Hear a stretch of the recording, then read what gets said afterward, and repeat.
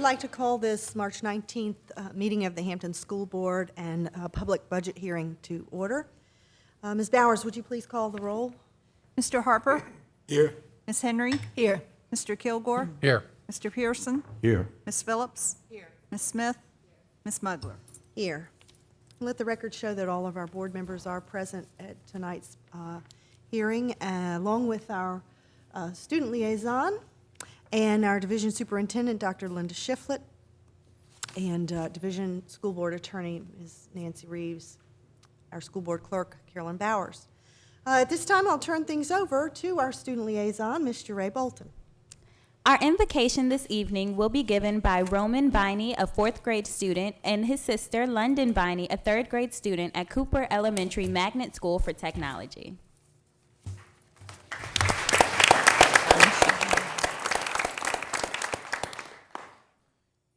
Please stand for the Pledge of Allegiance.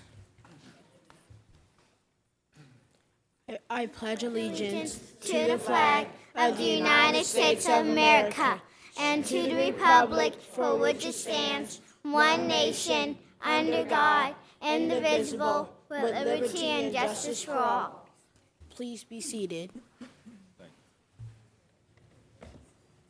Now I would like to recite a poem from Maya Angelou.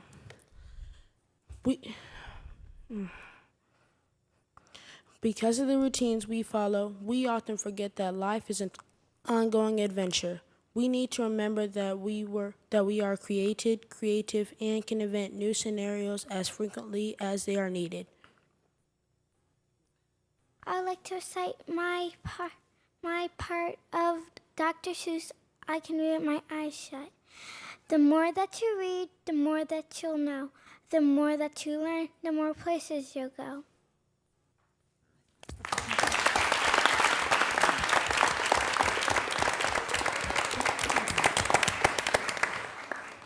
Thank you very much for sharing with us. We'd love to take this time to get to know you a little bit better. London shared with me that she loves math. So what would you like to be when you grow up? I would like to be a teacher.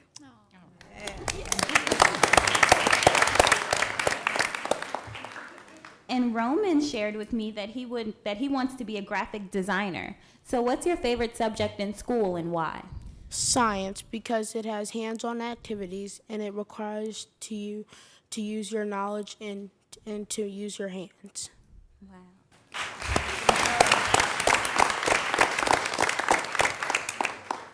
Would you like to introduce the support that you have with you tonight?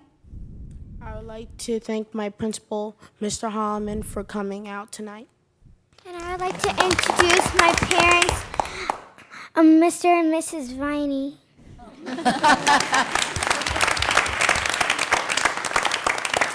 Well, we thank you so much for sharing your poems with us tonight. They were both very inspirational. Thank you. Thank you.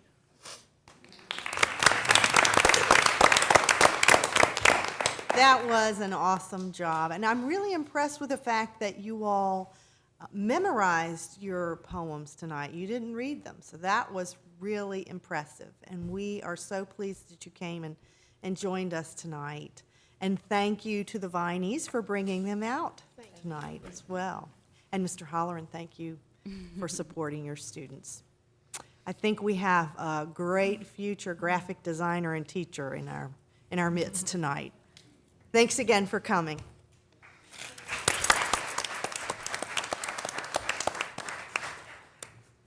We move on to recognitions, and I'll turn things over to our Executive Director of Marketing and Public Relations, Ms. Diana Galata, and she'll be assisted tonight by School Board Member Monica Smith.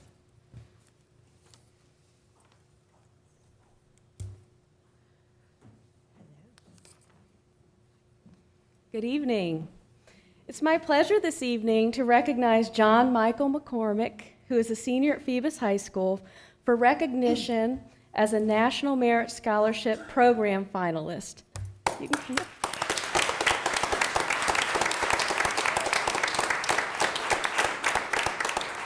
No, I'm going to make you stand up here a few minutes because I need to brag about you, okay? The National Merit Scholarship Program is an academic competition for recognition and scholarships that began in 1955. High school students enter the National Merit Program by taking the preliminary SAT National Merit Scholarship qualifying test. Students are selected based on an initial screening of approximately 2.5 million entrants each year who have met the published program entry participation requirements. Out of that 2.5 million, only 15,000 students make it to the finalist level. Pretty astounding. John Michael, if selected to receive a merit scholarship, could receive scholarships of $2,500 from the National Merit Scholarship, as well as corporate-sponsored merit scholarships and college-sponsored merit scholarships. So this opens the door to him for lots of different scholarship opportunities.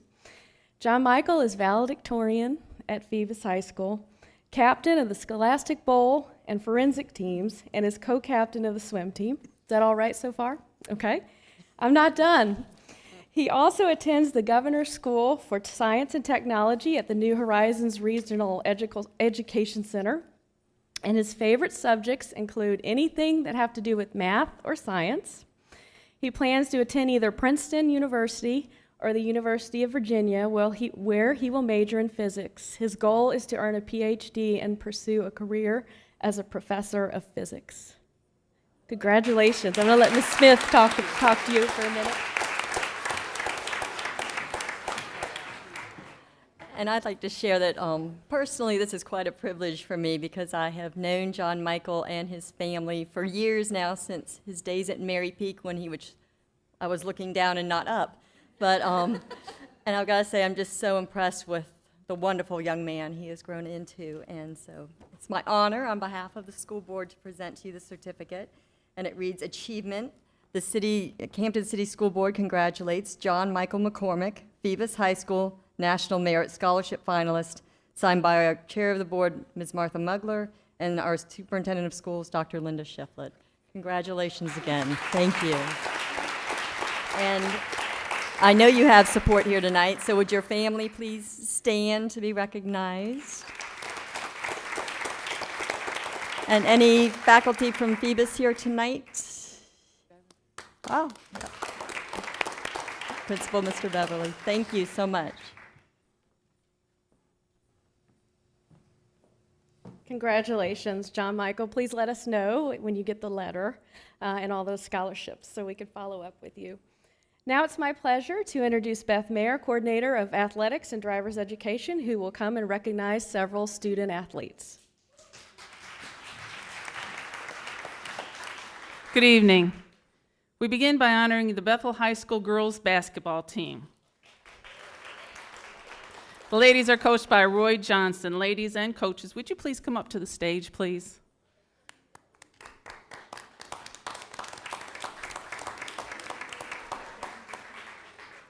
While they're making their way up, the Bruins ended their season with a record of 20 wins and 7 losses. They were the Conference 2 champions with a record of 8 wins and 2 losses in conference play. The Bruins fought through the region and state tournaments and finished in the state's top 4 of the VHSL conferences. That is an enormous accomplishment. I watched you on TV when you were playing in the semifinal game, girls, and you were a class act. I was very proud of you.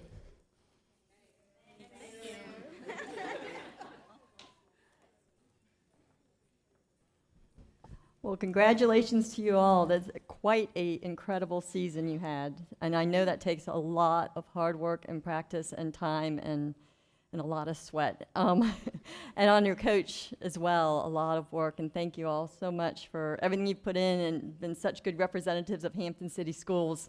So I'd like to go ahead and read this certificate for you. It reads, Achievement. The Hampton City School Board congratulates the Bethel High School girls basketball team and Coach Roy Johnson for Conference 2 champions, signed by the chair of the board, Martha Mugler, and the superintendent of schools, Dr. Linda Shiflett. So congratulations again, and if Coach, you would like to say a few words.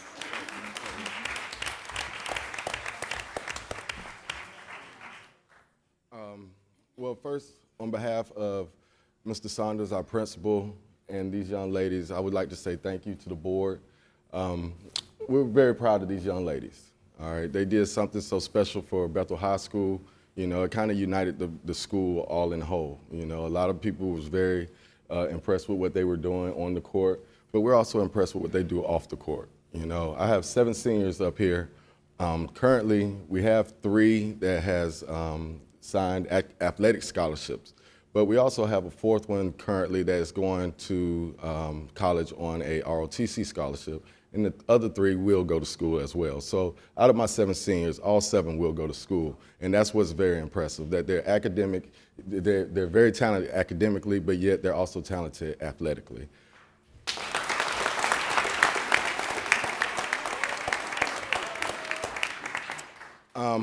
Also, right now I'm standing getting the recognition, but I could not have done this without my assistant coaches. You know, they're the ones who kept me in line when I get upset, when I'm yelling at the referees, you know, when I might have to get on the girls. But Coach Amber Easter, who is a graduate of Bethel High School, and Mr. Fabian Davis, who's also my assistant coaches, you know, they're great, and we greatly appreciate them. Another group that we do want to acknowledge, and they never get the love that everybody else gets, is our managers. We have 2 managers with us that's here, you know, and they're just as much as a part of our team as our girls who are on the floor.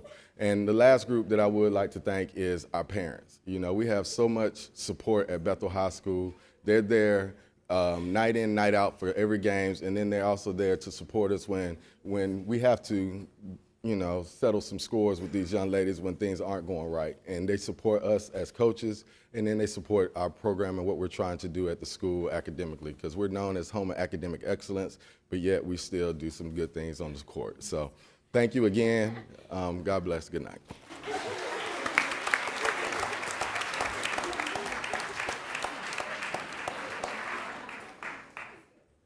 They were a lot of fun to watch this year, a lot of fun. Could we get the parents of the girls to stand up and be recognized? All the parents of the Bruins. Thank you. And the administration, Mr. Saunders. Just give it a... Our next recognition tonight is the Hampton High School girls indoor track team. The Crabbers are coached by Marquise Hamilton. Ladies and coaches, please come up to the stage. Your turn.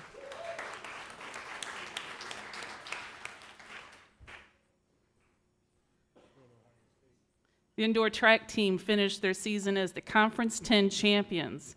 I wanted to congratulate you. We also have some individual honors that we will be doing. We're going to start with the Conference 10 championship.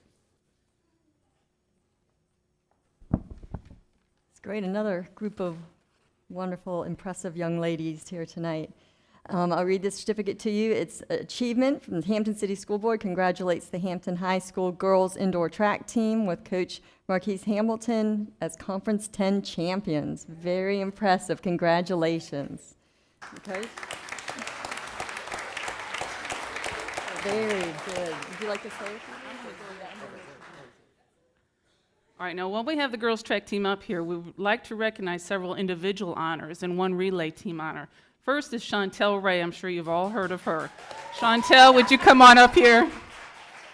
Chantel was the Conference 10 champion in the 55-meter hurdles and the high jump. She went on to win the 5A South Region Championship and the 5A Virginia High School League State Championship in the 55-meter hurdles. Congratulations. Very impressive. Wow. And so you have a certificate specifically for you, achievement. The Hampton City School Board congratulates Chantel Ray, Hampton High School indoor track team, Conference 10 champion in 55-meter hurdles, Conference 10 champion in high jump, 5A South Region champion in 55-meter hurdles, 5A VHSL champion in the 55-meter hurdles. Whew, that's quite a mouthful. That's very impressive. It's signed by the chair of the board, Martha Mugler, and our superintendent of schools, Dr. Shiflett. So thank you so much for making us so proud. Tori Ray, come on up. Earned Conference 10 championship in the 300-meter run. Tori also went on to win this 5A South Region Championship in the 55-meter dash and the 300-meter dash. Congratulations. Another impressive young lady. Your certificate as well reads Achievement. Hampton City School Board congratulates Tori Ray, Hampton High School Indoor Track Team, Conference 10 champion on the 300 meter, 5A South Region champion in the 55 meter dash, and the 300 meter. Another mouthful, very impressive young lady, and again signed by Chair of the School Board, Martha Mugler, and Superintendent of Schools, Dr. Shiflett. Congratulations. Thank you so much. We're just going to keep on going. Tyra Burrow, come on up. This young lady is the 5A South Region champion in the high jump. Congratulations. Wow, the high jump, very nice. And yours as well, achievement from Hampton City School Boards congratulates Tyra Burrow, Hampton High School Indoor Track Team with Coach Marquise Hamilton, 5A South Region champion in the high jump. Again, signed by Chair of the School Board and Superintendent of Schools, Dr. Shiflett. Congratulations. You should be so proud. And we have one more state championship team up here, the 2x400 meter relay. Is that right? Oh, it's the 4x2. Oops, I'm so sorry. From Hampton High, won the 5A state championship. Ladies, come on up. Tyra Burrow, Tori Ray, Chantel Ray, and Kiowa Banks. Is that right? Koya, I'm sorry.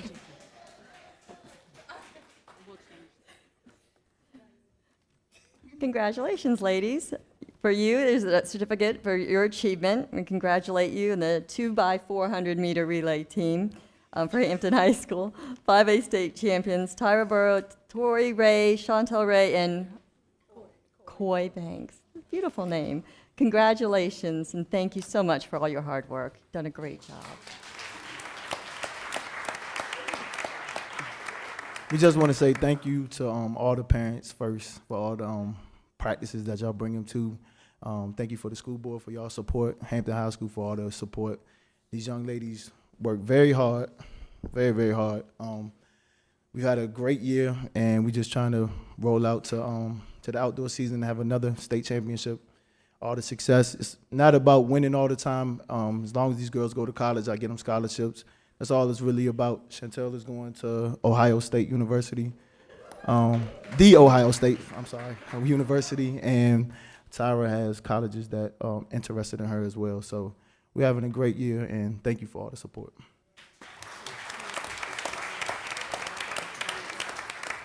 Thank you, girls. Can I get the parents to stand up and be recognized, please? Congratulations, parents. Do we have administration from Hampton High, maybe? I will be that administrator. Okay, thank you very much.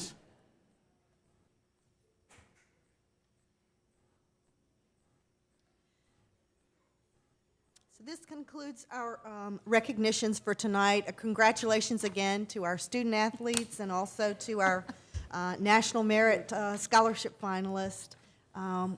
You all make us very proud on the school board and within the school division, and we also thank all the parents for supporting our students so well. Without objection, we will take a 5-minute recess.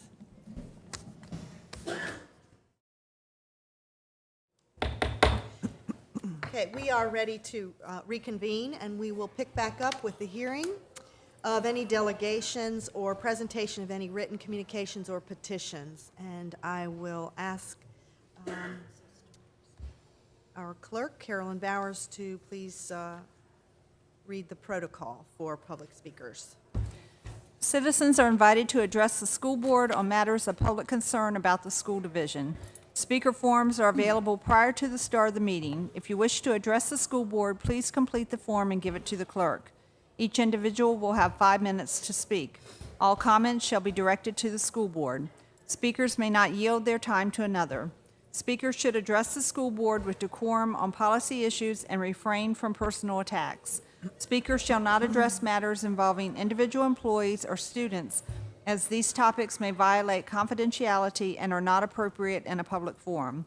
Presentation of resolutions, declarations, proclamations, manifestos, awards, or other similar documents not originated under the auspices of the school board or administration is prohibited during the public comment period. The audience is asked to be respectful of all speakers. Public comment is the school board's opportunity to listen to the speaker. Since our purpose is to hear from you, the board will not engage in dialogue with the audience or whomever is at the podium. Matters requiring a response will be directed to the superintendent for research and response. The superintendent may report back on such matters at a subsequent business meeting session as appropriate. The school board carefully considers your comments as we decide matters that are brought before us. We appreciate your attendance and your input. Thank you. Our first speaker tonight is Ruth Wheeler.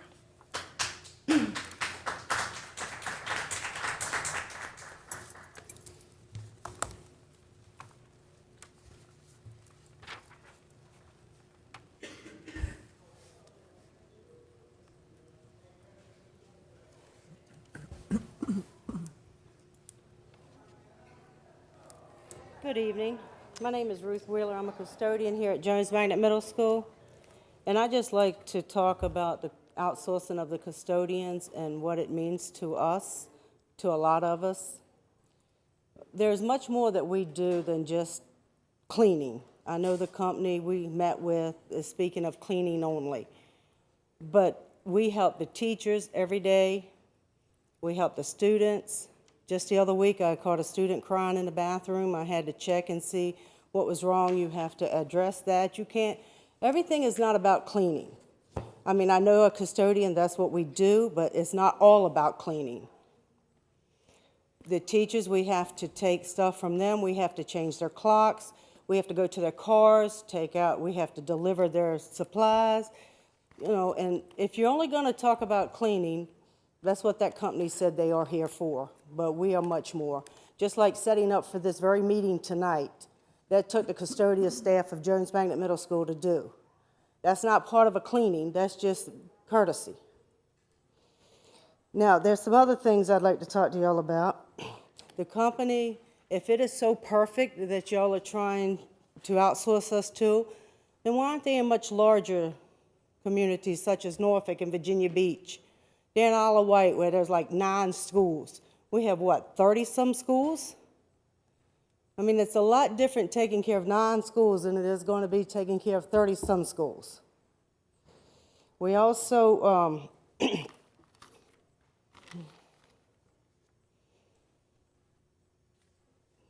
they stated that what you would they take the principal completely out of the equation.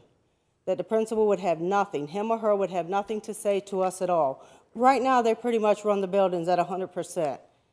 So they're saying that they're going to start running the buildings, they're managers, so that means the principals would have nothing else to do with the custodial staff. To some principals, I think that would be a slap in the face. Okay, how about the part-time people? Did anybody consider when this transaction is going to take place, we're no longer going to be here at school, part-time people aren't. They're going to be home for their summer. Because we leave here like the 19th or something of June, and they're going to take over July 1. So how does that affect the part-time people? And also, we were not given any clarification. When we come to this meeting, we were giving 2 proposals. One was at market value. One was that stay at the Hampton City Schools price, and we would remain in the insurance, we would remain with the Virginia retirement system. We did not get any letter until we came to the last meeting that stated that it would be done at marketplace because y'all are going for the whole $2 million that we are supposed to be saving y'all. I don't see how we're making that much money. I mean, you take most of us, we're making anywhere from $10 to $12 an hour. I don't see how we are breaking the budget. But you take one person making 110+ thousand, it takes 6 of us to make that much money. Also, how about the unemployment? I mean, if anybody is not going to be able to stay at this company at the end of 90 days, if they don't like you, they're just going to get rid of you. We've already been told that. If you don't stand up to what they want you to stand up to, you're gone. We got people been here 15, 20, 25 years. If we're not standing up to something, why are we still here? So somebody needs to be taking a closer look at why we're being given to the wolves. Why nobody doesn't care. I mean, I realize that there's budget problems. Everybody's having them. Everybody's having them at home. But somewhere there's got to be a solution without having to hurt everyone. People's blood pressures are running high. People having heart attacks. All kinds of stuff is going on over this custodial outsources. Something has got to be done. You take a person and you bring them in and they're only going to clean. They're not going to take care of the children. They're not going to take care of the teachers. They're not going to take care of the staff members. And we've had one meeting with this proposed company.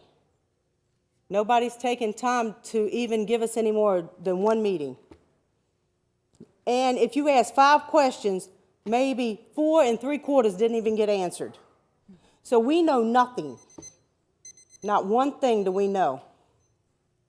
I think somebody needs to take a closer look at the company and why we are being outsourced and where did our money go. And why is Hampton the only one always in the paper that's having problems? Thank you all for your time. Thank you, Ms. Wheeler.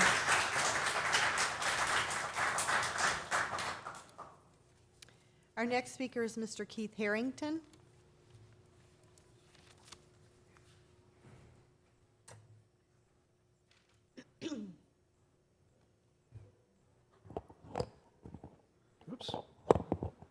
My name is Keith Harrington, National Board Certified Teacher, 302 Lakeland Drive, Hampton. Ladies and gentlemen, you have received an email from me addressing my concerns with the superintendent's proposed 2014-2015 budget. I speak to you tonight in order for my concerns to be made public in front of parents and the good citizens of Hampton.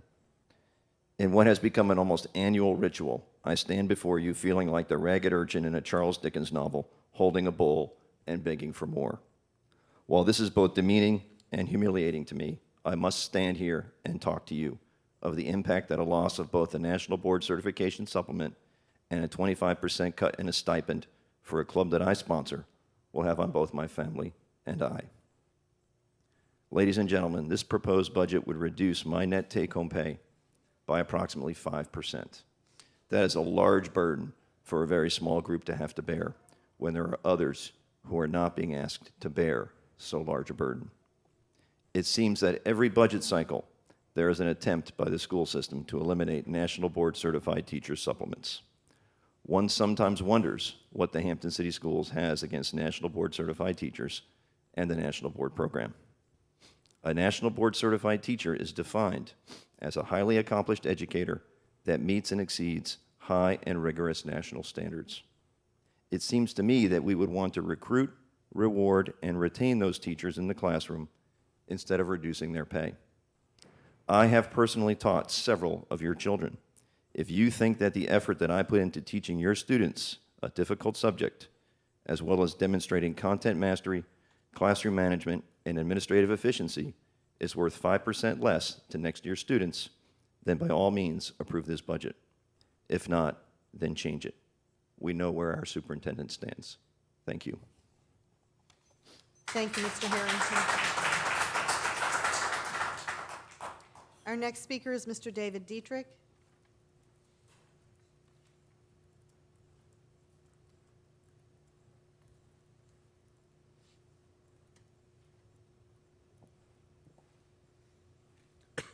Good evening, Chairman Mugler, members of the school board, Dr. Shiflett. My name is David Dietrich, 139 Wilderness Road.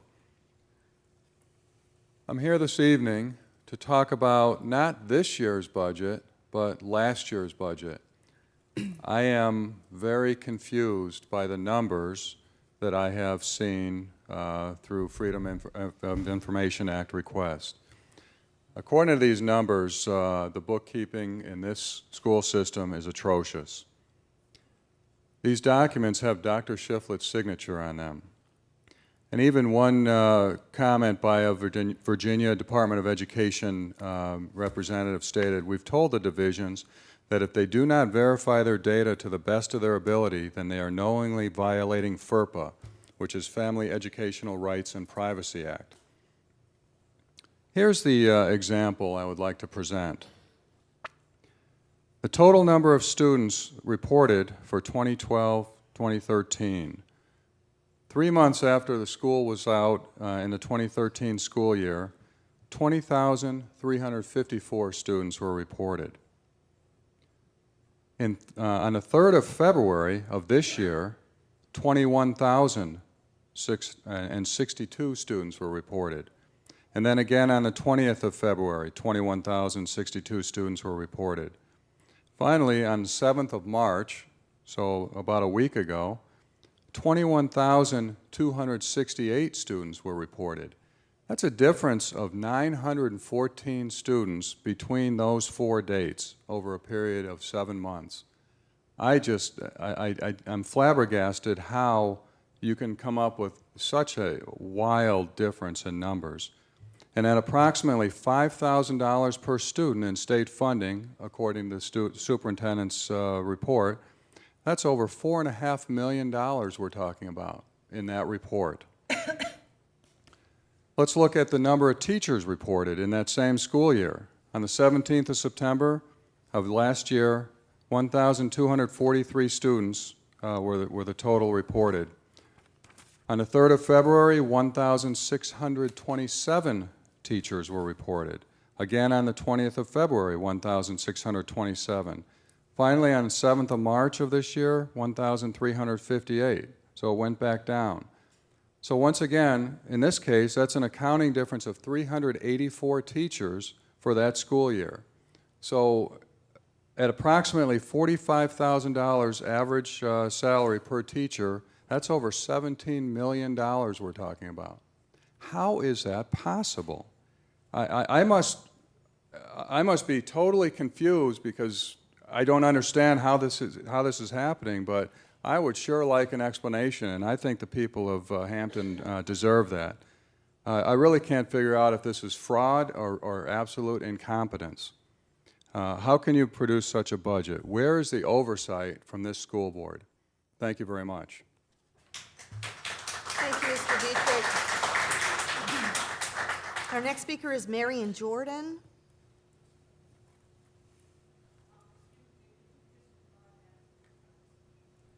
I'm sorry? Okay. Yes, thank you. The next speaker is Alice Reynolds.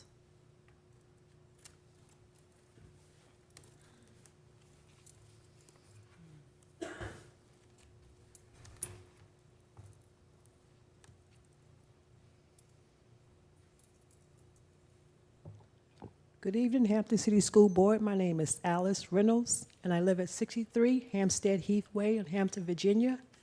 And I'm an employee of Hampton City Schools with Kickerton High School, and I'm a custodian in the evening. And I'm a mother of 7, but I'm a mother of 4 living with me now, and I have a husband who's disabled, out of work. And right now, I'm the only one that's bringing income into the home.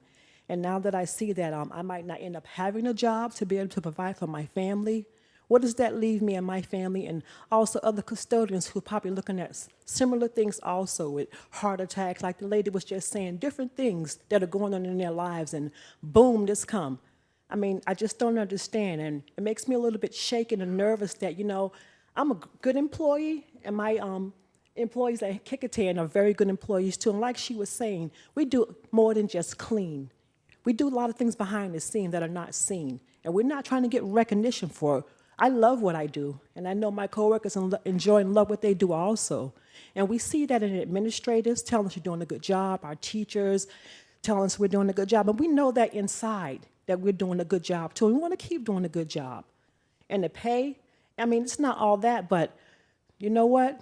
We just want to be able to keep our jobs and try to make money and provide for our family, but we don't know where we stand right now. So that's why we're here tonight, to try to find out what's going to be going on. And like she said, we got a letter in a meeting February, I think it was 14 or 17, to come here, and we were a little unnerved at it. We didn't know what to expect, but we came anyway because we're concerned about our family and about our jobs. Thank you. Thank you, Ms. Reynolds.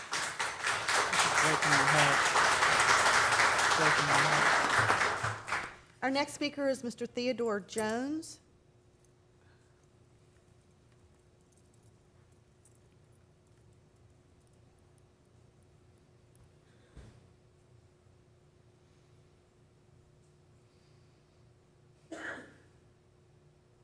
Good evening to the school board and everybody in attendance. My name is Theodore Jones. I didn't know I was going to speak, but what I'm going to say is from the heart. To keep from repeating what everybody else has said, I think one thing is not being considered. We as custodians, we work very hard. We do a lot of things that are not in our job description. But the most important thing is that it seems to me that we're putting money ahead of human beings. And as you would do that, then what is being said to me is like, it's not important what I do. What's most important is to save a few dollars, but we still have family that we have to support. Thank you.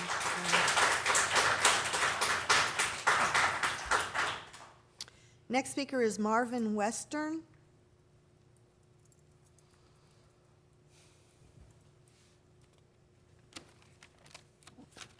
Good evening, Chairman Mugler. Good evening. School board members and Dr. Shiflett.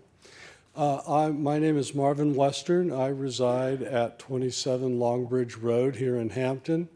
I am a special educator at Barron Elementary School, and I'm here to speak in favor of ask you for support to maintain the special education budget as it is.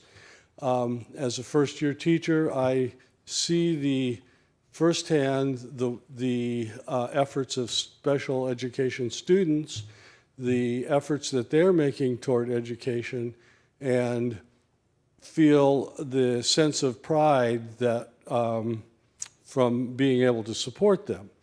As a citizen of Hampton, I can think of no other area that's as important as making sure that those students who need extra support get it. I received a letter announcing the potential reduction in force, and I understand that personnel decisions are budget-driven, but as a citizen, I would ask that you intensify your support for special education rather than finding ways to reduce that. I just ask you to consider that. So thank you very much. Thank you, Mr. Weston. Our next speaker is Felicia Harrington.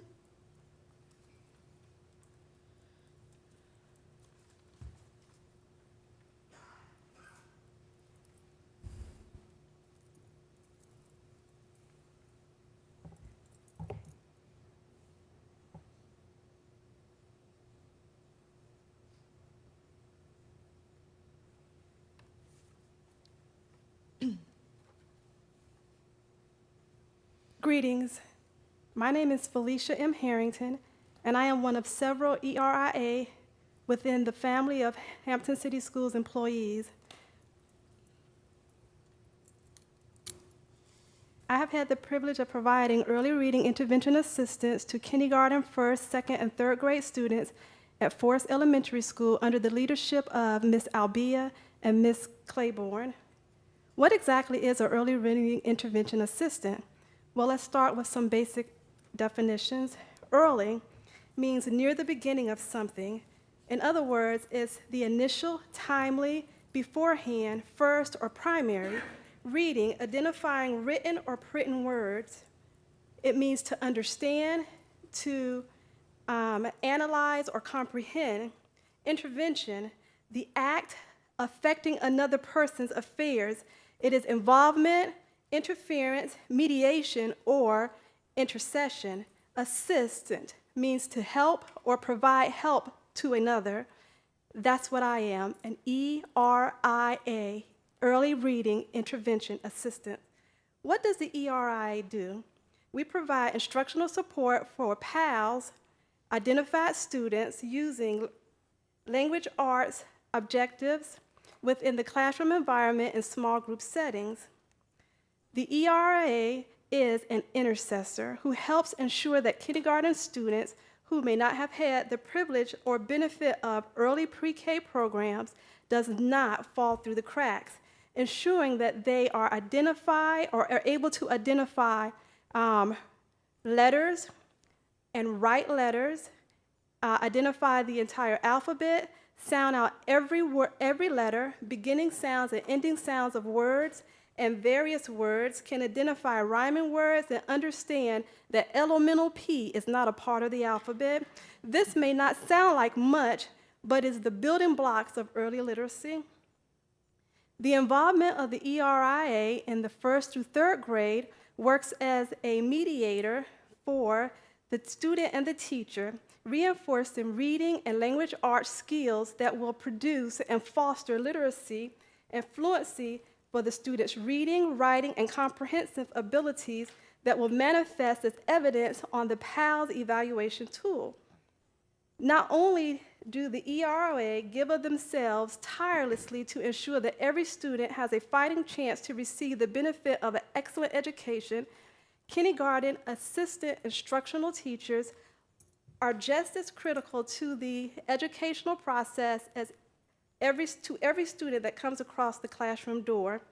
The instructional assistant provides a balance and additional instructional support within the kindergarten classroom environment. Research has shown that early intervention reduces the number of jails that are built and the potential of these early learners becoming a statistics that could have been prevented during the primary learning years, thus producing safer communities and productive students. And citizens, in the words of a teacher, having an IA or instructional assistant in the classroom provide small group instruction gives each student a greater opportunity to experience meaningful learning experiences. Children need a lot of support physically, emotionally, and academically. The basics of the whole education begins in the early education years. To make this experience more momentous as possible, the teacher-student ratios must be maintained and as small as possible. The IA is important in maintaining small group instruction and providing one-to-one attention to children, which helps close the gap that may otherwise be lost. My name is Felicia M. Harrington, and I ask that you would reconsider eliminating the ERIAs and reconsider reducing the IAs to part-time and keep them at full-time. Thank you so much for your time and consideration. Have a blessed day. Thank you, Ms. Harrington.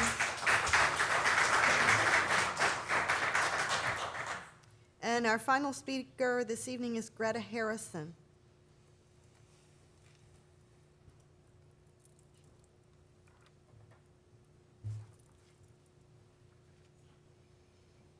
Hello, dear Chairwoman Mugler, Dr. Shiflett, and esteemed school board members. First, I would like to address this unsustainable situation that we are in. Every year, retirement benefits, etc., are going to rise, and it seems income falls or stays flat. Last year, we willingly raised taxes. I do not want our school district to go back to the days where electives were eliminated and more. We already have limited choices in electives, and as Dr. Shiflett clearly showed last week, we are staffed in a very efficient manner. So I would like to address our legislative representatives, all of them, noting that our local ones are extremely supportive. Please decide on a fair budget in your upcoming session. Please be generous to our schools and our children. Be mindful that the fate of many rests on your decisions. I encourage Hampton to bring some parents and staff to remind our representatives in Richmond of what is at stake, whether it's now or in the future. Excuse my voice, I've been losing it today. Second, if I calculated correctly, and I do make mistakes, so I apologize in advance if I did, the following positions are eliminated in the budget: 21 special education assistants, 1 speech pathologist, 9 special education teachers, and the parent resource position. I understand that many students have been lost in special education, and as you make very difficult decisions, please consider the following. Hampton ramped up inclusion of students with disabilities 4 years ago with the very best of intentions. Increasing the number of students who are included in general education classes is absolutely the right thing to do.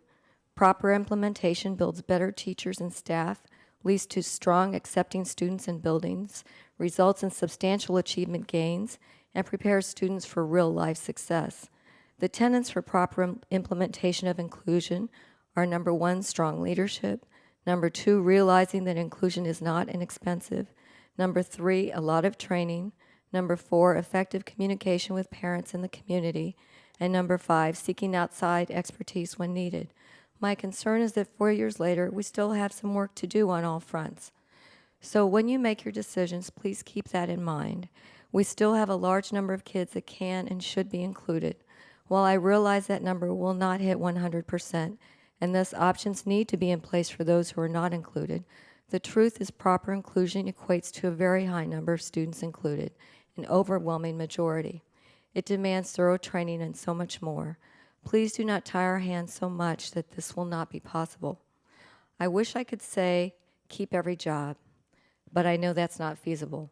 I respect the dilemma you're in, and I would not trade places for any of you for $1 million, but I may for $7.2 million, because that would get everybody their job back. I sincerely thank each and every one of you for all you do every day. Thank you, Mrs. Harrison. That concludes our speakers. Madam Clerk, was that, I don't have any more, all the speaker forms that we had. This concludes our speaking portion of the hearing tonight. We'll move on to tonight's consent agenda, which consists of item 4.01, which is the Personnel Report 14-05. Is there a motion? Madam Chair, I move approval of the consent agenda. Second. It's been moved by Mrs. Phillips and seconded by Mrs. Smith that we approve this evening's consent agenda. Is there any discussion? There being none, Ms. Bowers, would you call for the vote? Ms. Henry? Aye. Mr. Kilgore? Aye. Mr. Pearson? Aye. Ms. Phillips? Aye. Ms. Smith? Aye. Mr. Harper? Aye. Ms. Mugler? Aye, motion carries. Moving along to superintendent and staff reports. I turn things over to Dr. Shiflett. Thank you, Ms. Mugler. As you're aware, it's very important to us that we continue to maintain our schools and our grounds and to have a really appealing curb appeal to all of our schools. And for the past few years, we've been using an index where we would have individuals come in and rate our schools. And so tonight, I've asked Ms. Ann Bain, assisted by Debbie, and I lost your last name, Debbie. Blanton. Blanton. I'm so sorry. To come and help us learn more about the new process that we use this year. So I'll turn it over to Ms. Bain. Thank you, Ms. Mugler, Mr. Kilgore, members of the board, and Dr. Shiflett. Thank you so much for this opportunity to share briefly with you this evening about the School Appearance Index. And very often when I come to you, I remind you of what I consider the Hampton way, and that's just kind of the nature of collaboration that's part and parcel to the way we do business here in Hampton. We are so fortunate to have the support and collaboration of our city government, of our community serving organizations, and of our individual citizens. And this report certainly reflects that this evening. And so I'm delighted to be joined by Debbie, who is one of our greatest partners with our school division, the director of the city's Clean City Commission. So tonight, well,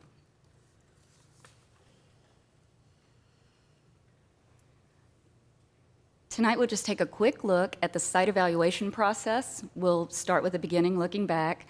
We'll talk about the continuous process of improvement that we use to keep getting better at what we do, the new sustainable collaborative partnership we've developed to make sure that we can take this long into the future, the refinement of our evaluative instrument that we've used for years and have certainly changed somewhat in the recent years, the pilot, and ultimately the implementation of our new School Appearance Index, the results, and ultimately our plans for the future. Our school site evaluations were initiated formally in 2006, but really they started prior to that when a neighborhood leader, Andy Bigelow, noticed a disparity in the curb appeal of the schools in his neighborhood and in proximity to his neighborhood. And he developed his own little handwritten tool and went around and did an evaluation of his own. And he was kind enough to bring that to me and review it with me in my office. We determined at that time that he might really be onto something and that we might work collaboratively to develop an instrument that could be implemented so we would not just take a look at the curb appeal of the schools in Andy's neighborhood, but also all throughout our city because we recognize the importance of curb appeal. Once we put that tool together, Andy talked two of his friends into joining him, and that trio of gentlemen contributed countless hours to this process. You may recall that they visited all of our schools, just the three of them, took copious notes, made great reports, and the work was just yeoman service. They gave thorough feedback to us, and we shared it with our building leaders, with the school maintenance staff, and with our city parks and recreation staff.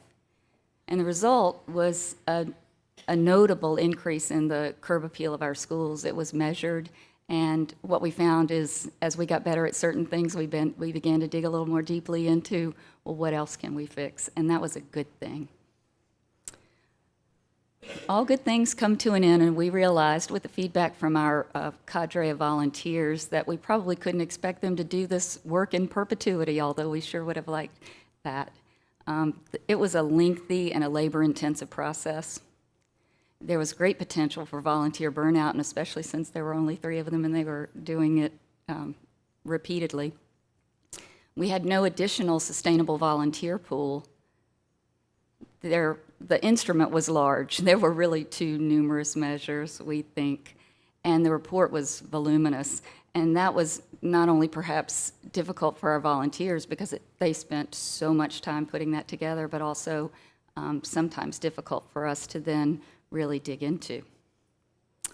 So, life gives you lemons and you make lemonade, and we began to look for another opportunity to improve this process and develop maybe a more sustainable process. And we did a lot of thinking and a lot of looking around and maybe a little cajoling of our partner, the Clean City Commission. We reached out to them because, honestly, we have such a strong history of working with the Clean City Commission. I don't have to tell you that they are amazing in their school pride and action, in the work that Debbie does in our schools with ecology education for our students. We've partnered on a number of initiatives, most notably to gain grant funding to increase recycling in our schools. And Debbie gave me the great pleasure of joining with her in an application for a Keep America Beautiful National Award one time over the work we were doing over curb appeal. And we were lucky enough to be recognized in that regard. The Clean City Commission has a tremendous amount of history with the Keep America Beautiful Community Appearance and Litter Index, and so it was natural to look to them for guidance as to how to create this. They have a cadre of committed volunteers, so we don't worry so much about that sustainable pool. They are so committed, they work hard, and there are a number of them so that we're not relying just on a handful of individuals. They surely have a vested interest in our school curb appeal, and they've demonstrated that over and over again. And we have this long history of working collaboratively, and the Hampton Clean City Commission certainly has dedicated itself to this ongoing project. So with that, I'll turn it to my friend Debbie. So when Ann approached me about the possibility of us collaborating on this school appearance index, the first thought that came to my mind is that we've been conducting this community appearance and litter index since 2000.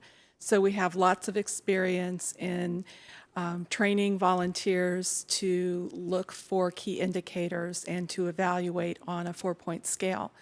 We took the 10-point scale that the neighborhood office volunteers had developed and changed it to a 4-point scale so it would be in line with our litter index, and then worked with a committee of people who are interested in the schools, our volunteers who are interested in the schools, but who are not involved so much in the School Pride in Action program, so they were kind of looking at it from the side.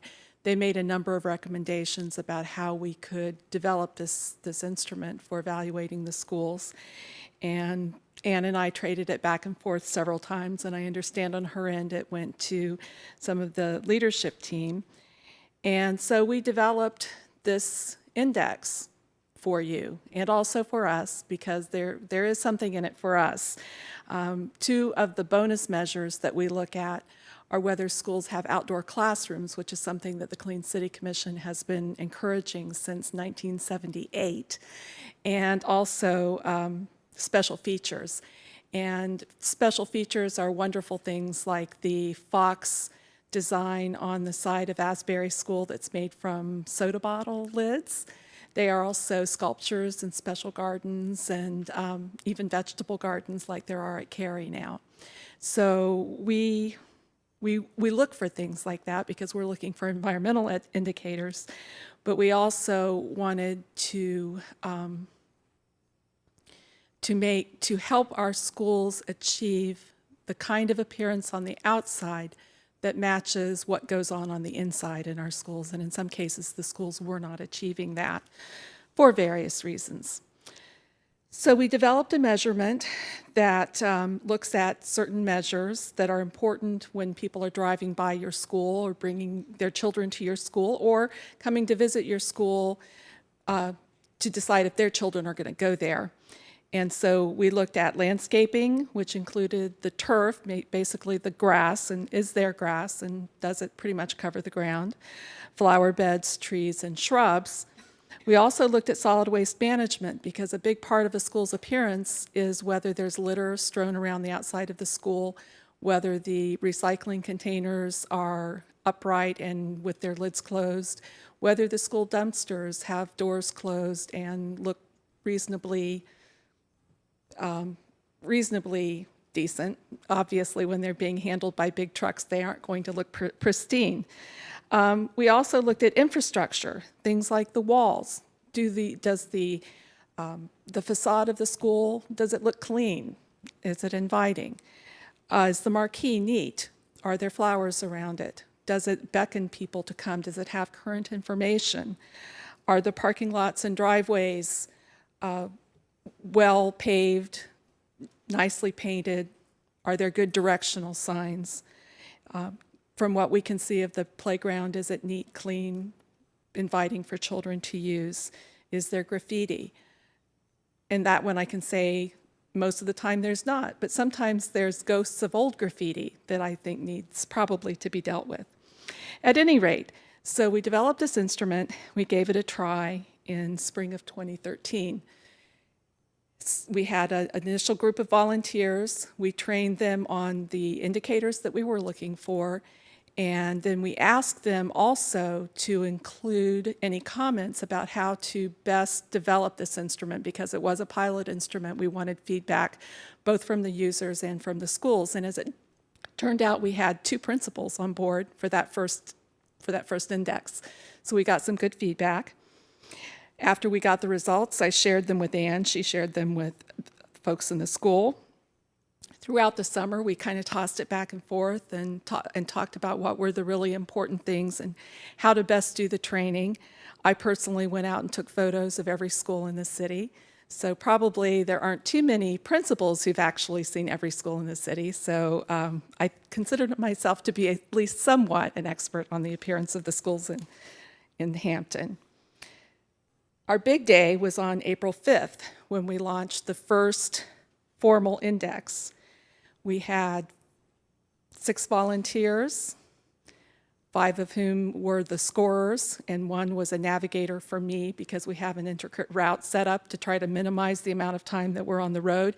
As it is, it took nearly 8 hours for us to accomplish this. That includes lunch, of course. Our 5 volunteers that were scoring were retired teachers, an environmental safety officer, a contract administrator, and a retired military service member. Each volunteer scored each school individually. So there were 5 times 37, is it, schools that I got to put into a spreadsheet and average up all the scores. And those volunteers were dedicated to the idea that we, as members of the Clean City Commission, as volunteers and community supporters, and they were, most of them were citizens, that we want our schools to be the best that they can be. So we did the scoring, and we reported to Ann. And Ann, are you supposed to do the report? I can't remember. I will happily do this.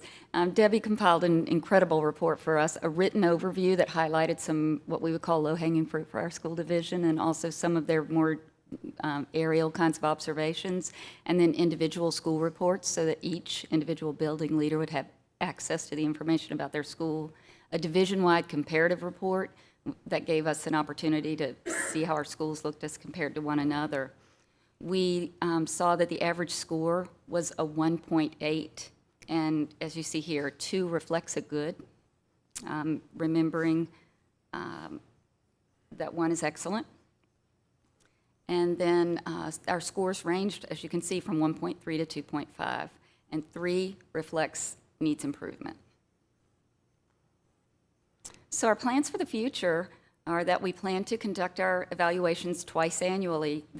We already have the dates, and the next one will be occurring very soon. The spring evaluation will be April 26th, and then they will evaluate again in the fall on October 5th. And when we receive that information, we share that information with the building leaders by dropping it into their school learning plans. We share it with school maintenance, and we also share it with city parks and recreation. And then ultimately, the results are addressed in the school improvement planning process.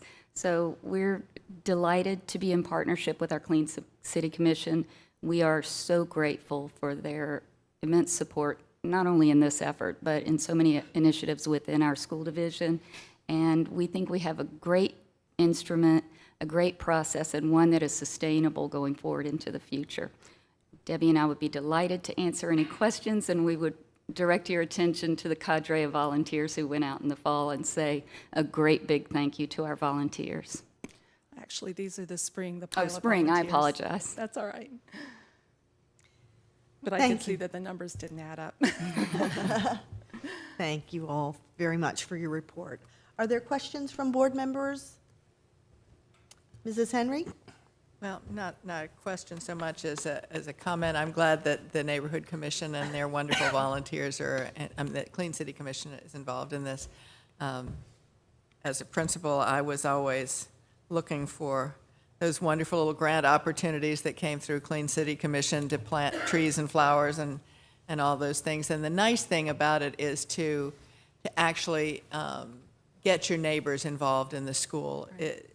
We forget how much neighbors appreciate the school as a place to go walk, a place to take their kids, to be involved, and it should be a showplace in your neighborhood. And so I think it's wonderful that we're getting neighbors involved in this process, whether it's that kind of old tradition of planting things for the neighborhood on the school property, but now you're doing these neighborhood blitzes in partnership with the Neighborhood Commission, where they're going out and working on blighted properties, but as a part of that, they're starting out in a school, are they not? And they do a lot of landscaping and stuff Right. around a school. That's a program with the neighborhood office. But it's just so great that we have the concept that the school is part of the neighborhood. It and is. so we're helping the school, and then the school and school people are going out and helping the neighborhood. It's really important to see that connection. So I'm glad you're doing all this for us. And Thank it is, you. and if you don't mind me saying, it is really important from the point of view of the children, that the place that they come to every day, 9 months of the year, is a warm and inviting place, a beautiful place, as beautiful as it can be given budgetary times, and that they can feel that they have some pride in what has taken place at that school. And so the Clean City Commission is always encouraging students to get involved in beautification projects and litter cleanups, and that's been the goal of many of our activities. But we want the community to be a part of it, and we want our schools to be draws for people moving to our community.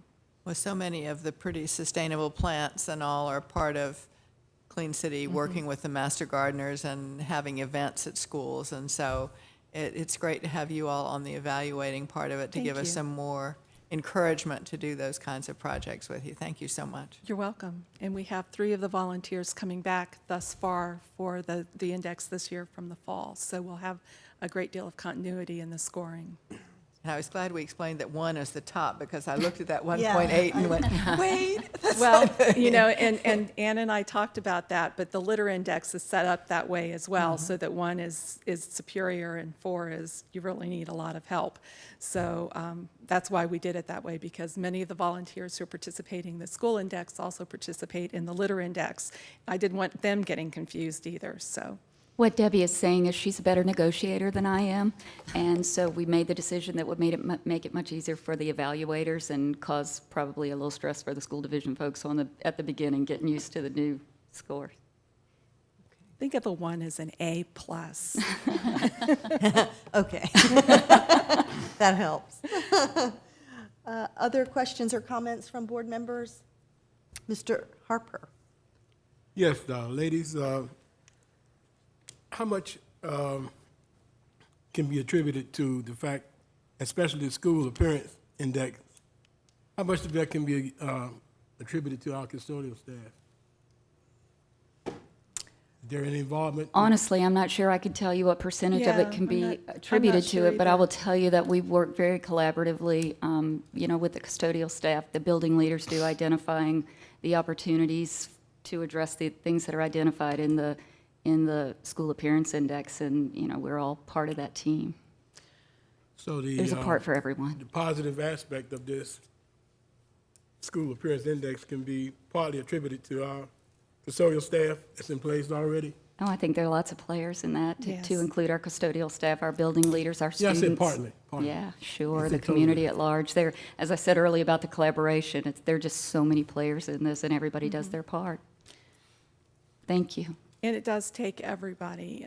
The custodians do a wonderful job, but if the children are littering constantly, then it's difficult for them to do their job. So it's important for the children to learn civic behavior, and parents need to support that. So it really is everybody in the community that works toward making our schools the best, inside and out.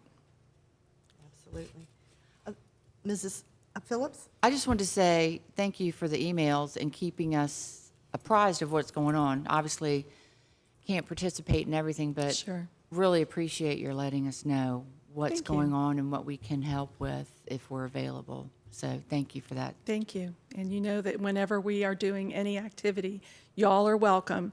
However, I have to say, not for the schools index. If you'd like to come on the litter index, you're more than welcome to do that. Okay. I'm glad you clarified I told that. you she's a tough negotiator. I see that. Mrs. Smith, did you have something? Yeah, just real quick. So the same volunteers went to all of those schools and did all It those. was a long day. Yeah, that's very impressive. Yes, I they gotta thank rated them. each school individually. That's- So, and on all those factors as well. And I would be happy to send you a copy of the instrument that they use, That would be great. if you would like for me to do that. I would like That that. would be That great. Wonderful. Thank Sure. you. And to pass on our thanks to them, because to have that continuity is very important. It and is. It is a lot of time on their part, so that's wonderful. And I was sort of curious with the ratings. Was there any, I know the different categories you did, was there any that really stood out as very, very good or very bad, or what did it sort of range? You know, there were excellent ones and maybe ones that needed help. They all actually kind of blurred together after a while. But I will say that that schools can be really excellent in some categories and then maybe not so much in the others, just because there's a lot to, just as if you're a homeowner and you have a yard you have to take care of in the outer exterior of your house, there's an awful lot to that. And so there are some schools that have absolutely wonderful landscapes, and then they may be having trouble with the weekend athletics that deposit litter all over the school. So it's hard to pull one school out as opposed to the others, but they all have done a wonderful job overall. And you have to think about the resources that they have and the weather that we have and all the different factors that feed into the school appearance. Yeah, well, with those results, it's apparent they're doing a great job, so thank you so much. You're welcome. Thank you, Mrs. Blanton, for coordinating that volunteer effort aspect glad of to do it things. for you. And we know that it's being very ably handled, and so we're really pleased that you're involved with us in Thank this you. way. And thank you, Mrs. Bain, for the report, and we look forward to hearing more news You will. from you all. Maybe Thank you some so much. improvement in those scores as the next round comes. You know, I go around to the schools all the time for various reasons, and I have seen some improvements already, so. Great, great, that's good to hear. The analogy that I've used with Ann, and then I'll shut up, is that, you know, if you go to the same place every day and you look at the same thing every day and you're taking care of that place and you've got a lot on your mind and you're just working and working, sometimes you don't see what someone from the outside will see. And so to me, it was important to have people who are outside the school system doing the evaluations, because they are looking at it with friendly, loving, but outside eyes, so that they aren't seeing when they see graffiti on the wall, they're not seeing some other factor that's involved with it. Instead, they're saying, oh, there's graffiti on the wall and it makes the school look less good, so let's score accordingly. So it's done with great love and respect, in my opinion. That's how I tried to train them, at any rate. That's great. That's great to hear. Okay. Thank you all so you. much. Dr. Shiflett? That concludes our reports. It's now time for us to go through a budget work session. And what we'd like to do tonight, first of all, let me go back and talk a minute about what we're experiencing right now. We will be working with a budget that is essentially based on the governor's budget, with a modification made by an adjustment to the local composite index. The General Assembly will come back to work again on Monday to start working on the budget. And so we have really no expectation that we will have our final numbers from the General Assembly before we are obligated to vote on our budget. And so, in all likelihood, we will be coming back to make some amendments after the budget is passed by the school board. So we're using the best numbers that we have available at the time. So we are looking at a $7.2 million deficit. And tonight what I'd like to do is for us to go through the various areas of the budget, through the budget document. And let's start with the area of instruction, that's category 1, and that would be pages 10 through 19.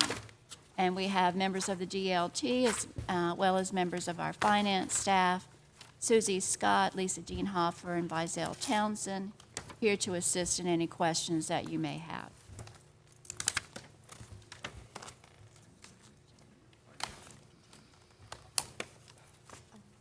Okay, are there any questions in the area of instruction, category 1, pages 10 through 19? Do you want to start with page, start with page 10 and 11? That's, 10 and 11 has the, 10 has obviously the list, and on the reverse page, page 11 would have the explanation for each categorical item. Is there anything on page 11?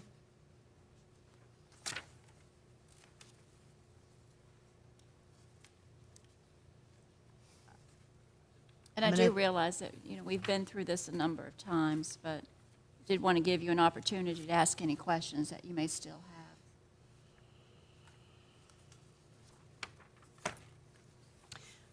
Okay, if I'm not hearing any questions on that particular page, we'll move on to the next page, 12 and 13, which is going to consist of, looks like It's still all in the area of instruction. Yeah. Okay, We're still in instruction, but page 12 and 13. Did you have a question, Mrs. Henry? Yeah, line 3 that says the decrease in instructional assistance is 97, and that explanation is that 74 are going from full-time to part-time, and 21 special ed student instructional assistants would be eliminated because of enrollment. Where are those put back? In part-time? It doesn't seem to be this. Then if you look, that's line 3 of that page. Then if you look on line 3 of page 14. If you look on page 15, Yeah. 1-1342. Right? I didn't understand why the 74 turned out to be 37 full-time. It's FTEs. Yeah. But they weren't they were 74 FTEs in the other page. Ms. Scott, go to the microphone.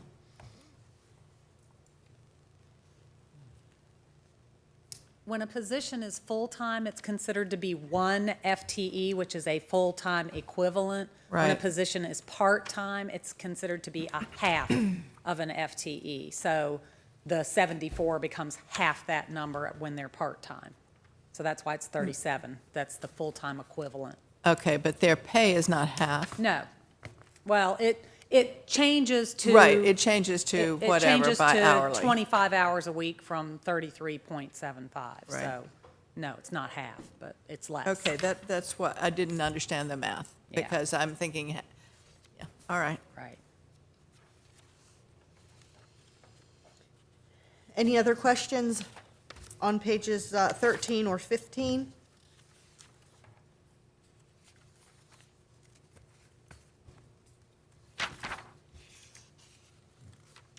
So we'll move on to 16, 17.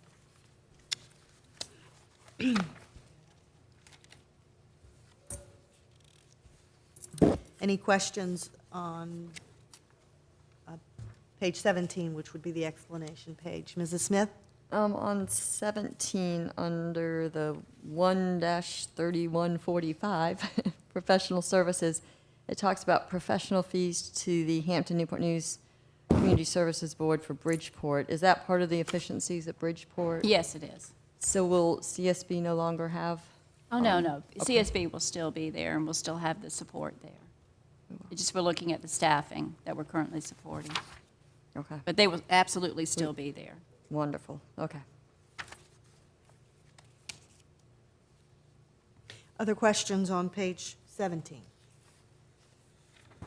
So we'll move on to page 18, 19. I'm sorry, I'm still back on Okay, something. I'm sorry, we can go right back. It's okay.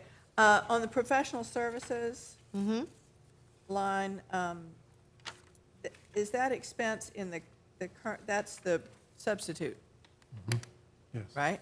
Yes. Okay. If I add up the substitute current expense,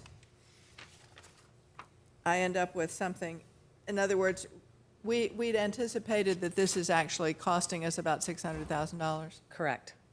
Because it's a cost avoidance that would be even more if we were having to pay health Correct. benefits for all of Correct. us Correct. individuals, but I got a little more than 600,000 when I added it up, but we're hopeful that this is the amount in here includes the full contract for. It does include the full, our best estimate. You know, you've got to keep in mind that we're really paying by the substitute, just like we do now when we estimate a substitute budget. We're using our best estimate based on past trends and, anything we've put in place to try and control substitute costs. So the contract price, it might actually be a range. It's an hourly rate for the substitutes. So we will be paying for whatever substitutes we actually have over the year. We did our estimate based on FY13 expense and kind of looking back at the last, I think we looked at 09 through 13 and looked at the trend and then did an estimate based on what we thought it would be for next year and of course where we are this year so far. So we built in the amount for the subs and the markup for the company. Okay. And in this case, the substitutes will be making the same rate of pay as they are currently making with Hampton City Schools. Yes, ma'am. Any other questions on page 15? We'll move on to 16 and 17. Continuing in the area of instruction.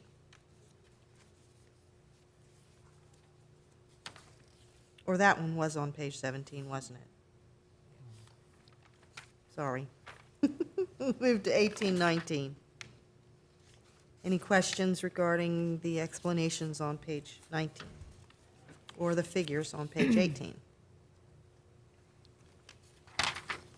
Yeah, contingency for personnel, that is a 72% increase. Is this because of our history with the personnel needed for the staffing of class size reduction? That is partly it. In a budget of $200 million, a contingency of $1.2 million is really very small. And based on the reductions that we have made in the past and the ones we're making now, we want to be able to staff appropriately in September when the kids show up, and we don't always know for sure. We do our best estimates, but we don't always know for sure where they're going to show up, and we do want to make sure that we comply with the class size reduction, and one child, as you know, can make a big difference. Okay.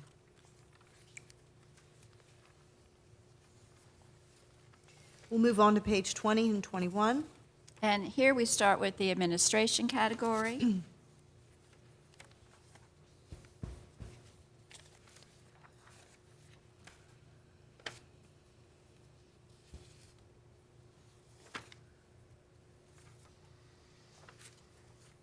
So are there any questions from board members on page 21?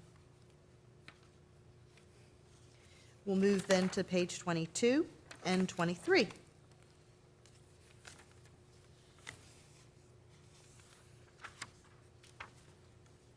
Any need for clarification or questions on 23?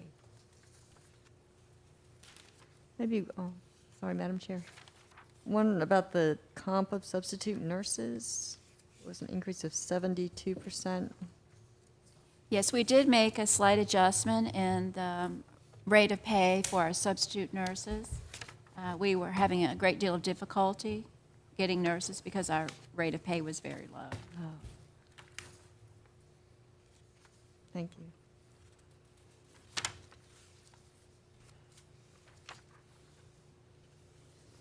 you.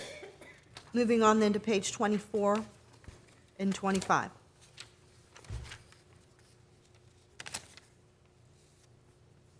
Any questions?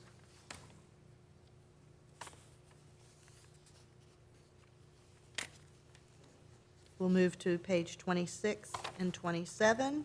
And on these pages, we begin our Category 3, Transportation.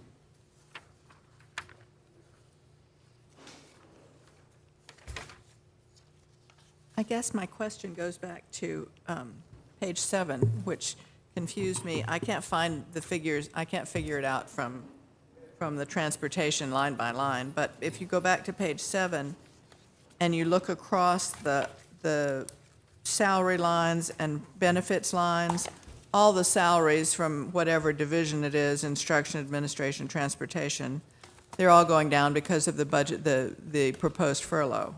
And the benefits are all going up, benefit costs are all going up because of the increases with insurance and so forth. But it seemed to me that the ratio of expense increase in fringe benefits in transportation seemed higher than the others proportionally, because it's an increase of it's almost $200,000. Well, it's over $200,000 out of $5 million, and out of, well, from two. Anyway, you looking at the page? Are you looking at page 7 or page 7? Okay. And it looks to me that the fringe benefits for transportation seem proportionally higher, and I wondered if that had to do with any more people being covered by health benefits than were covered before, or anything like that. I'm consulting with my technical expert here. Yeah, I was going to say the majority of it is the increase in the insurance rate, you know, the cost of the health insurance, and the VRS rate, which was a substantial increase. But in terms of whether the number of people who have health insurance, we may have to research that.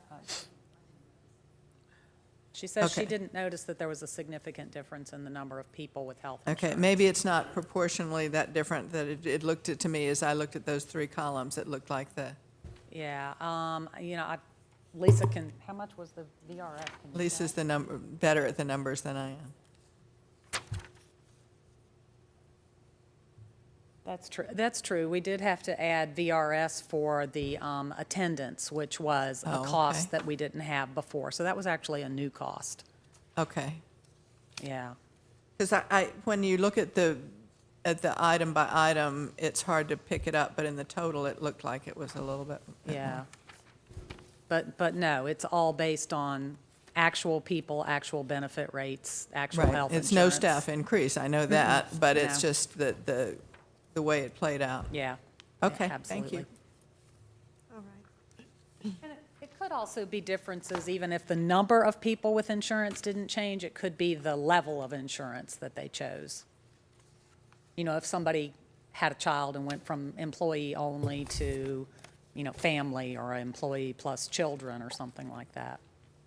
We wouldn't be projecting that, or we. No, we use- if it changed from last year to this year, because we base our benefits on what they actually have. On this year's actual. Mhm, so that could have been different from So our last budgeted year's. might have been different from the actual for benefits. Correct. Okay, Correct. thanks. Any other questions on page 27? We'll move on then to page 28 and 29. Still in the area of transportation.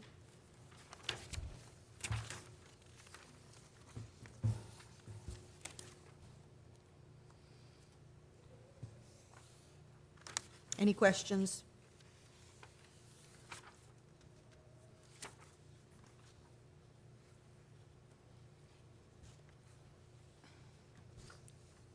Hearing there are none, we'll move on to page 30 and 31. And this starts category 4, operations. I have a question. Ms. Mugley, Yes, sir. Go. I have a question. I'm sorry. In the category of compensation of custodians, say the elimination of 125 custodial positions. I thought it was more than that, like 214. It's 125 full-time. They're split up between the full-time and the part-time line. So the 125 is full-time, and there's another, I think it's 84 in the part-time line. Which is going to be, Didn't make it any better, though. The last line on there, 1360. I did have a question about 28.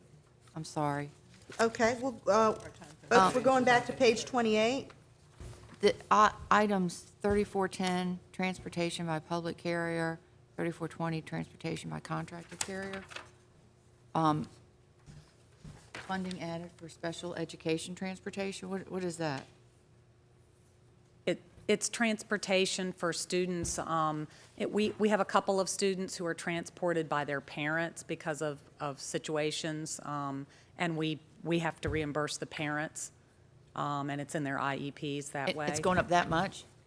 It has been more than what we had budgeted, and we're catching up to actual. Okay, thank you. Another question on it. Yes, sir. Are we back on page 31? Yes. Sir? Okay. Okay, 125 full-time. What happens to the part-time custodians? In terms of what? What happens to them? If we have 125 here, that'll be, They're all eligible to be hired by the contractor if they choose that. The contractor guarantees to hire all of the full-time and part-time custodians that want to go to work for them.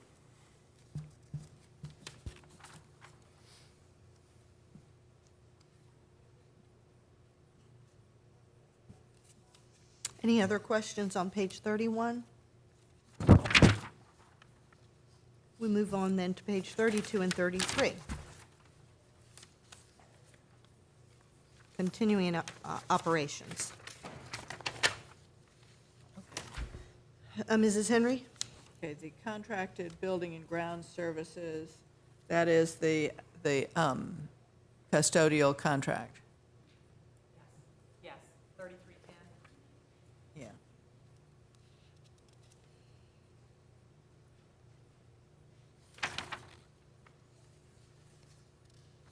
I'm sorry, Ms. Henry, what was your question about that? I just wanted to, it says building and ground service contract. Well, that's the It's the contract for the custodial it's the outsourcing. contract for the custodial outsource. Correct. So if you look on page 32 and you see 5,600,000. Right. Yeah. Okay. Any other questions on page 33 with regard to operations? Mr. Kilgore? That 3310, that's not just, No, it's it not. includes both Yeah. grounds and GCA. Yes, correct. There is still money in there that Correct. the maintenance department does. Because And- there and was, custodial. there was 681,000 in No, there already, and GCA. this is an additional. Correct. Custodial So it's and about ground. 5 million, not 5.6.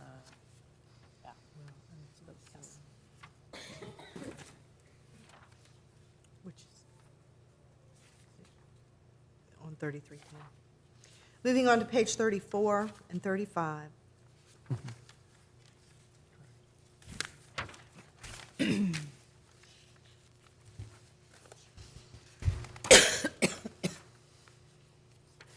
Any questions regarding page 35? Well, just a comment that it says capital outlay new, and it's zero. We've done this to ourselves the last couple of years. Yes, ma'am, we That have. no capital outlay for new equipment and not very much for replacement. What are the maintenance supplies? It says there's a decrease. I was just wondering, because I'm looking at the custodial supplies, which will decrease. What number, what line number? 6007 on There- 34. There's a decrease in the maintenance supplies with the outsourcing of the HVAC. There are Okay. some of the supplies that we currently pay for that we will no longer have to pay for. Okay, thank you.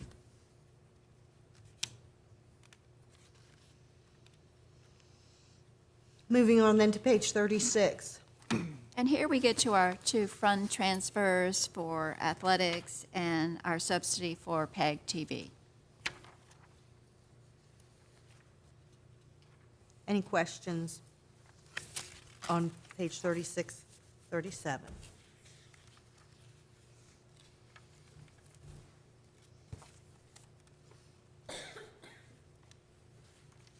If there are none, we'll move on then to page 38 and 39. It moves us into category 9. And category 9 is technology.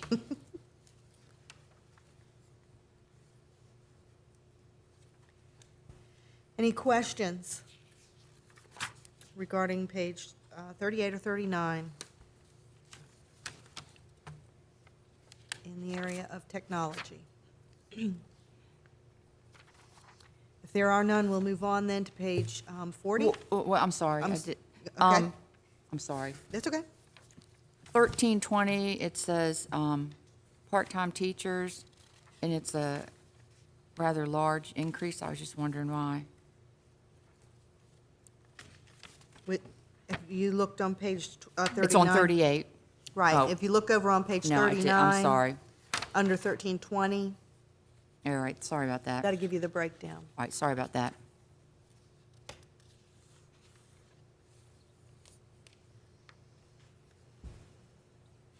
And did you?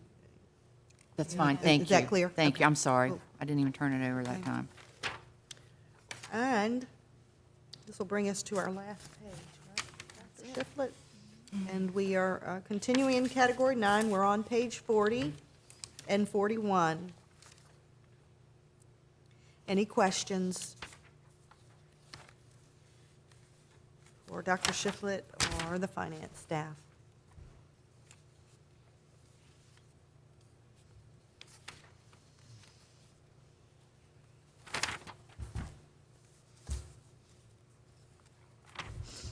There appear to be none. Mr. Kilgore's.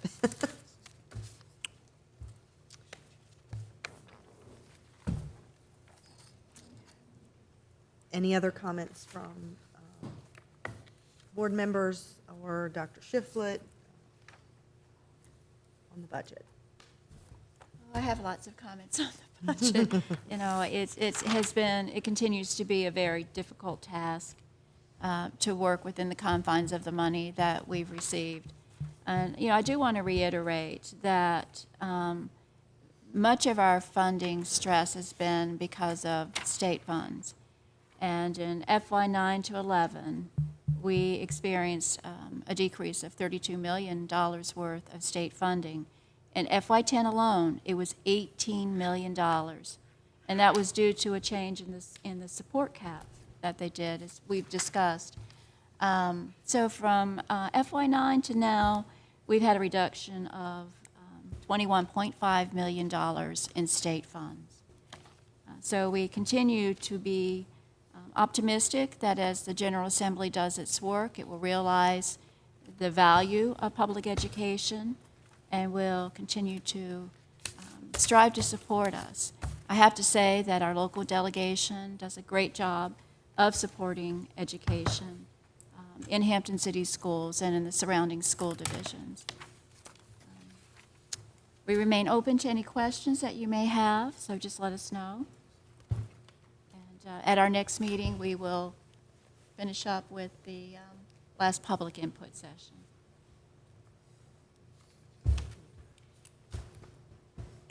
Excuse me. Are there any additional questions or comments regarding the budget tonight?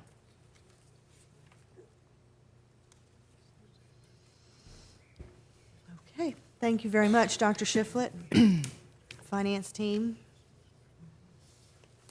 We'll move on to other items for action tonight.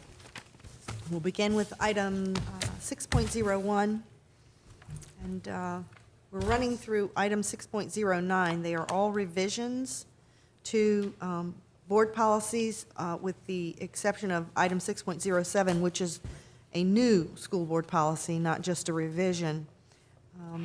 Is there a motion to approve these policies in block form, or do we want to take them one by one? Well, Madam Chair, I move approval of items 6.01 through 6.09, if it is the will of the board. Second. It's the will of some of the board, anyway. It has been moved by Mrs. Phillips and seconded by Mr. Harper and Mr. Kilgore. Madam Clerk, you can record that however you want to. It includes policy revisions to policy JO, which is student records. It also includes the revision to policy JB, equal educational opportunities, revision of school board policy IFB, pilot projects, revision to policy IHB, class size and teacher assignments, the revision of school board policy BF, board policy manual, revision to school board policy GBAC, standards of conduct, new school board policy GBACC, maintaining professional staff and student boundaries, new school board policy GBACCA, prohibition of bullying staff members. So, there were two new school board policies, and the rest were, three, as I have one more, item 6.09, which is a new school board policy JGB, prohibition of bullying students. Is there any discussion? There being none, Ms. Bowers, would you call for the vote? Mr. Kilgore? Aye. Mr. Pearson? Aye. Ms. Phillips? Aye. Ms. Smith? Aye. Mr. Harper? Aye. Ms. Henry? Aye. Ms. Mugler? Aye. Motion carries. We'll move on to deliberation first read, and we have 5 items under this category on our agenda. We'll start with item 7.01, which is the revision of school board policy IKF, standards of learning tests and graduation requirements. see Dr. Woods approaching the, One change. Good evening. good evening. Yes, there are two proposed changes to IKF. One pertains to the deletion of a diploma that's now only available to adults. So that's the general GAD diploma that's there on that last page, the General Achievement Diploma. And then we have the addition of a cross-reference, IL, to testing programs, which are referenced in the policy. Okay. Any questions for Dr. Woods or clarification on these proposed revisions? Thank you, Dr. Woods. Moving on to School Board Policy AE, School Division Goals and Objectives. Madam Chair, the next, all of the next policies are actually board policies. And the VSBA came out in very late February with some suggested revisions to policies. And these are the ones that are actually yours in sections A and B. So I went through the recommendations of the VSBA and made the changes that they asked. They are not particularly substantive. For example, instead of shall be, VSBA is recommending in the first paragraph of AE that it be are. And then the other major editing is at, under the standards of quality, about standards of quality to the extent funding thereof is provided. So it was just that kind of change that they recommended. Okay. Any questions for Ms. Reeves on policy AE? Moving on to item 7.03, which is the revision of School Board Policy AF, comprehensive plan. Ms. Reeves?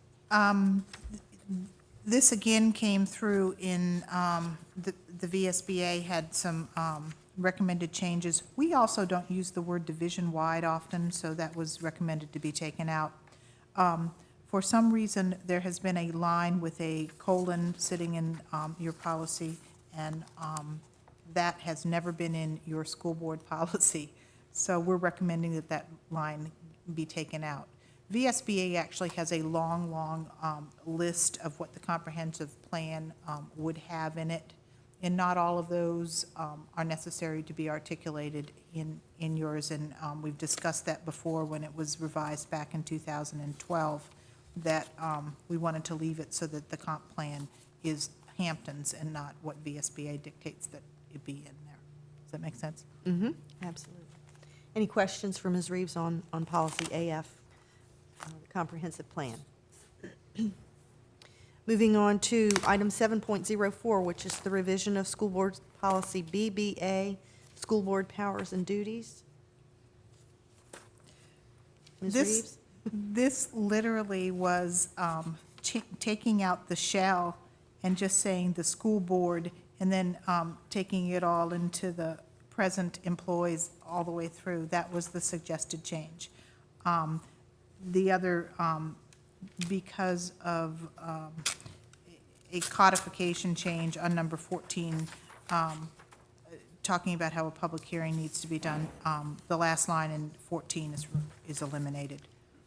Any questions for clarification on this policy change?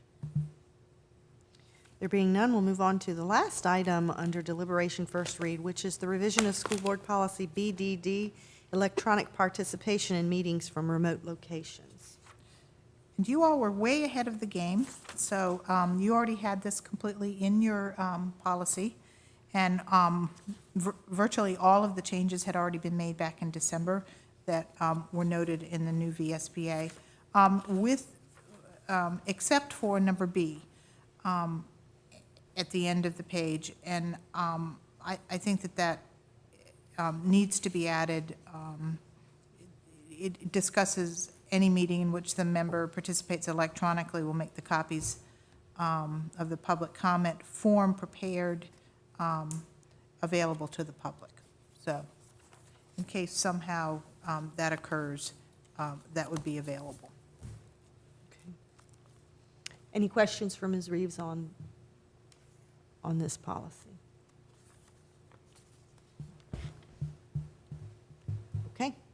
If not, then we will move along to informational items. So I'll move on to upcoming meetings. We have March 26th, public hearing on the FY15 proposed budget will be held at 6:30 here again at Jones Magnet Middle School. And April 2nd would round out our final public hearing and the adoption of the 2014-2015 school board budget. And that will take place at 6:30 p.m. at Jones Magnet Middle School here. The board has added a regular school board meeting to their schedule for April 23rd, and that will be at 6:30 p.m. at the Rupert Sargent Building, 1 Franklin Street. That is kind of on an odd week in comparison to our normal schedule, but it's in reaction to spring break, and sometimes we do away with that meeting in April, but we have quite a bit of business that we need to continue to forge ahead on, so we will take up that additional meeting on April 23rd. I think Dr. Shiflett has checked in with everybody on that particular item. But that one will be at the Rupert Sargent Building, 1 Franklin Street. So we'll move on then to just general informational items. Dr. Shiflett? I have a couple. The Phoebus High School First Robotics Team, called the Phoebus Mentalist. They will be participating in a regional competition in Richmond, and I understand that we have at least one board member that will be going up to visit. So we'll expect some texts or some tweets at least letting us know how our young people are doing. And then tomorrow night we have two wonderful events going on. First of all, Reflections. And both these events will be at Phoebus High School, both of them starting at 6 p.m. So Reflections, and then also Hampton 101. Our PTA General Membership Meeting, it will be at the School Administrative Center on Tuesday, March 25th at 7 p.m. And that's it. Okay, thank you, Dr. Shiflett. Any other informational items from board members? Mrs. Henry? Well, Ms. Smith and I both had the pleasure last night of visiting the Youth Art Month display at City Hall, and the artwork is always wonderful, but it was fun to see it be a family event. Dr. Greasy always has cake and punch, and it was fun. I saw a couple former students there with their children and proud of their artwork, and it's just really a nice thing for the kids to be able to take their parent to that special event, and it was a lot of fun. Other comments or informational items from board members? There being none, this meeting is adjourned.